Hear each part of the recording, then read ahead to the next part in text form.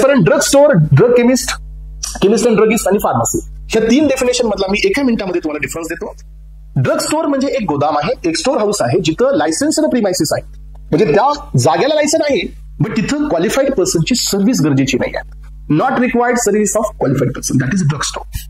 Chemist and druggist म्हणजे आपलं medical shop जिथं लायसन्स्ड प्रिमायसेस आहेत प्लस सो तुम्हाला तिथं क्वालिफाईड पर्सनची गरज बी आहे डिस्पेन्सिंगसाठी, बिकॉज तो रिटेल बिझनेस आहे. सो तिथं कस्टमर येतील तर तुम्हाला त्यांना ती टॅबलेट द्यावी लागेल आणि ही टॅबलेट डिस्पेन्स करावी लागेल by only registered medical practitioner. त्यामुळे केमिस्ट अँड ड्रगिस्ट म्हणजे काय, licensed premises plus qualified person. पण तिथं काय नाही होत, सो तिथं ड्रगची कंपाऊंडिंग नाही होत against the prescription. Chemist and druggist it means की लायसन्स्ड प्रिमायसेस आहेत, required of service of qualified person, but it should not compounded any drug against the prescription. कारण का, मेडिकल शॉप आहे ते, मॅन्युफॅक्चरिंगचं युनिट नाही. याचा अर्थ केमिस्ट अँड ड्रगिस्ट मध्ये कंपाऊंडिंग अलाउड नाही आहे.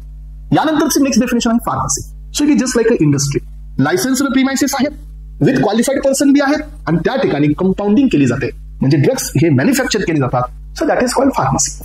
ह्या 3 डेफिनेशन एस्पेरंट्स थोडे हायलाइटेड आहेत, लक्षात घ्या. कधी कधी एखादा क्रॉस क्वेश्चन याच्यावरती येऊ शकतो.